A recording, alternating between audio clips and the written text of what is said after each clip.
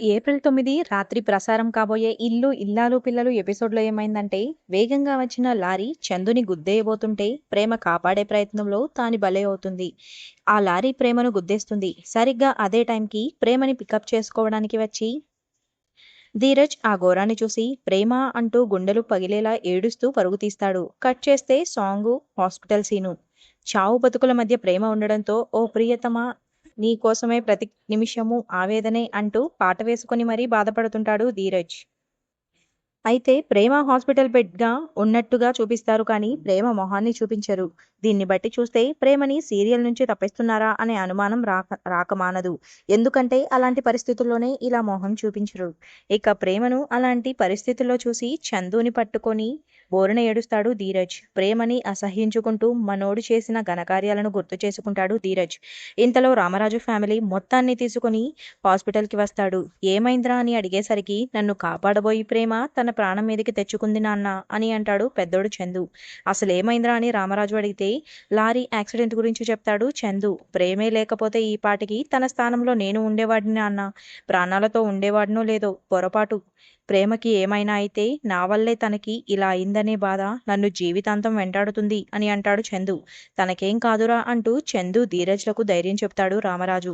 ఇక ఒకరి తర్వాత ఒకరు ధీరజ్‌ని ఓదార్చుతారు. ఇక ధీరజ్ పక్కకి పోయి మళ్ళీ సాంగ్ అందుకుంటాడు. గలగల నీ మాటల కంటే నాకేది ఎక్కువ కాదే నీ మాటే ఇక వినపడదంటే అంటూ సాంగ్ వేసుకొని బాధపడుతుంటే మన కథానాయిక నర్మద వచ్చి కంట్రోల్ యువర్ సెల్ఫ్ అని ఓదార్చుతుంది. వదిన ప్రేమని కాపాడుకోలేకపోయాను. నా ప్రేమని కాపాడుకోలేకపోయాను వదిన. ఏమీ చేయలేకపోయాను. అసలు ప్రేమకి ఇలా జరగడానికి కారణం నేనే వదినా. కాలేజ్ దగ్గర డ్రాప్ చేయమని అడిగింది. కానీ నేను వదిలేసి కోపంగా వెళ్ళిపోయాను. ప్రేమని నాతో పాటు తీసుకొని వెళ్ళి ఉంటే ఇలా జరిగేది కాదు. ఇదంతా నా వల్లే. నా వల్లే అంటూ చెంపలు బాదుకుంటాడు.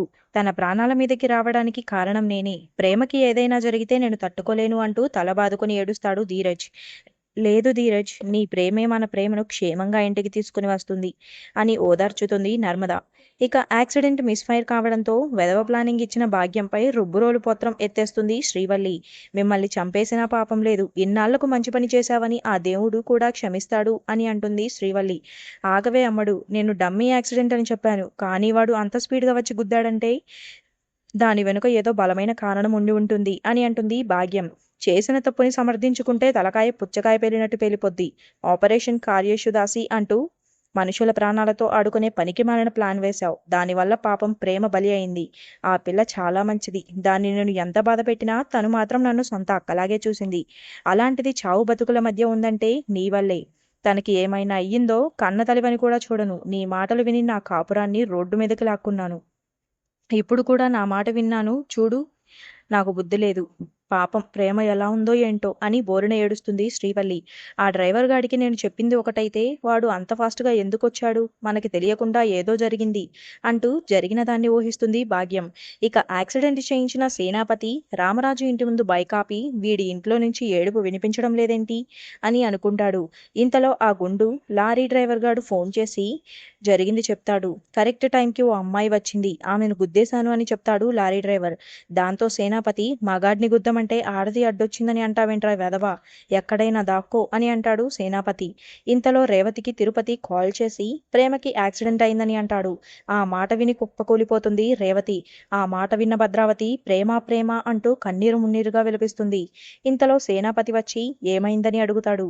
ప్రేమకి యాక్సిడెంట్ అయిందంట్రా అని అనడంతో సేనాపతి గాడి గుండె ముక్కలవుతుంది. తాను చేయించిన యాక్సిడెంట్ ప్రేమకే అని తెలిసి కళ్ళు తిరిగి పడిపోతాడు. గుండెలు పట్టుకొని ఒక్కసారిగా కుప్పకూలిపోతాడు. సేనా ఏమైందిరా? ఏమైందిరా అంటూ భద్రావతి విలవిల్లాడుతోంది.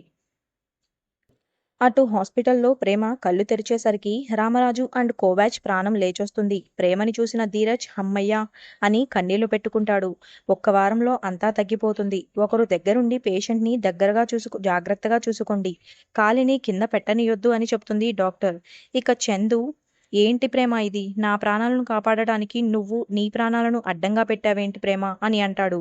ఆ మాటతో ప్రేమ నా స్థానంలో మీ తమ్ముడు ఉంటే కాపాడకుండా ఉంటారా అని అంటుంది ప్రేమ.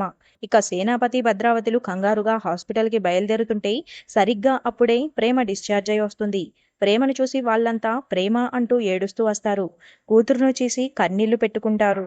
సేనాపతి: నాకేం కాలేదు నాన్న అని ప్రేమ అనేసరికి నాకిప్పుడు ప్రాణం లేచొచ్చిందమ్మా, నన్ను క్షమించమ్మా అని అంటాడు సేనాపతి. వాడెవడో యాక్సిడెంట్ చేస్తే మీరెందుకు క్షమాపణ చెప్తున్నారు అని అంటుంది ప్రేమ. దాంతో ధీరజ్లో అనుమానం మొదలైంది. ఆ తర్వాత ఏమైందో తర్వాతి ఎపిసోడ్లో చూద్దాం.